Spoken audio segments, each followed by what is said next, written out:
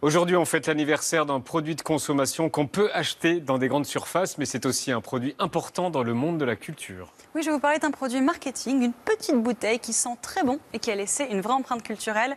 Aujourd'hui, c'est les 100 ans tout pile, vous voyez de quoi je parle, du parfum Chanel numéro 5. Alors pourquoi est-ce que je vous parle d'un parfum? Parce que ça fait bien longtemps qu'il a quitté le monde commercial pour rentrer dans le monde de l'art. En 59, le flacon est carrément rentré dans les collections permanentes du MoMA de New York. Et 26 ans plus tard, Andy Warhol l'a immortalisé dans une sérigraphie. Peu d'objets du quotidien peuvent en dire autant.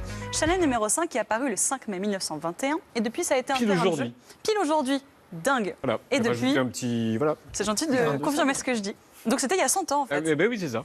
Et depuis, le savais-tu, il a été un terrain de jeu pour plein d'artistes. Pourquoi est-ce qu'il est aussi mythique? Déjà parce que c'était le premier. En 1921, Gabrielle Chanel est une des toutes premières créatrices de mode à créer un parfum au nom de sa marque. Et pendant quasiment un siècle, Chanel numéro 5 a été le numéro 1 des ventes grâce à cette formule. Le nom simple, juste un numéro et pas une émotion ou un adjectif, comme c'est souvent le cas pour les noms de parfums, fait que tout le monde peut se l'approprier. Et le flacon ultra simple le rend indémodable, à l'inverse des flacons à fioritures qui parfois passent de mode. Alors que la mode, par définition, c'est du changement permanent, la formule du Chanel numéro 5 n'a jamais changé. Ensuite, ce qui est intéressant dans ce parfum, c'est que c'est pas tant le parfum, c'est la note d'intention qu'il y a derrière. Gabrielle Chanel a voulu un parfum qui incarnait une vision précise de la féminité. À l'époque où les parfums reprenaient des senteurs de fleurs et se voulaient légers et naturels, elle réclame expressément un parfum artificiel qu'on ne trouve pas dans la nature. Le Chanel 5 est un mélange d'une centaine d'ingrédients dont aucun ne se devine plus que les autres, des qualités que Coco Chanel attribuait à la femme idéale selon elle, mystérieuse, impénétrable, sophistiquée, artificielle, une vision de la femme qui depuis a trouvé des incarnations mythiques,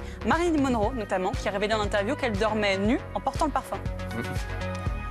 Well, you know, they ask you questions like, well, just an example, what do you wear to bed? Do you wear a pajama top, the bottoms of the pajamas, or a nightgown? Or... So I say Chanel number 5. Et des incarnations créées par les pubs Chanel 5 avec des icônes culturelles des deux côtés de la caméra. Des grands artistes filment des grandes actrices. Parmi les plus célèbres, Helmut Newton a filmé Catherine Deneuve, principale égérie du parfum. Chanel, it's one of the pleasures of being a woman. Puis Carole Bouquet, filmée par Ridley Scott au milieu du désert, très entreprenante. Baby, don't care for cars and races. My baby don't care for. Mais aussi Luc Besson filmant Estella Warren, une pub au tournage de cinéma devenue culte.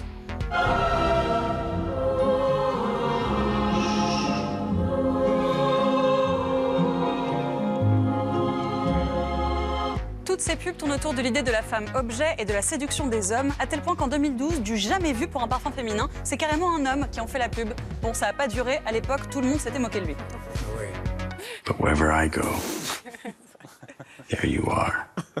Chanel number 5. Le Chanel 5, c'est une construction Inevitable. culturelle Inévitable.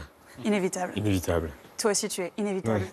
Le Chanel 5, c'est une construction culturelle chargée de sens, soigneusement travaillée par un siècle de visages et de créateurs différents. C'est une image de la féminité qui n'a rien d'universel ou de naturel et qui justement a vocation à ne surtout pas l'être. En cela, il est le pur reflet des valeurs de sa créatrice, la controversée Coco Chanel, qui était elle-même la toute première égérie du parfum. Le numéro 5 était un de ses projets signature et la marque ne cesse de lui rendre hommage, comme par exemple dans le défilé Chanel d'hier, une œuvre d'art en soi, teasée depuis l'ancien appartement de Gabrielle Chanel à Paris, avant de finir dans les carrières de lumière au Beau de Provence, sublime.